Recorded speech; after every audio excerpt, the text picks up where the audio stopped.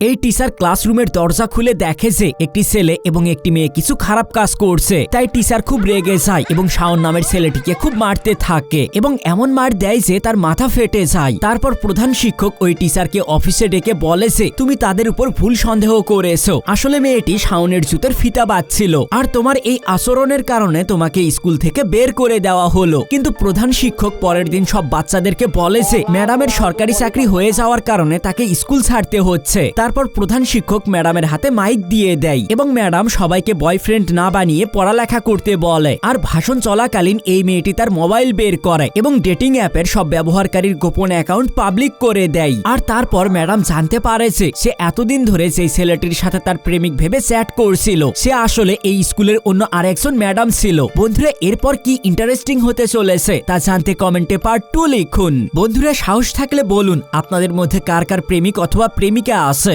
দেখতে চাই সাহসী রাজকুমার এবং রাজকুমারীদেরকে।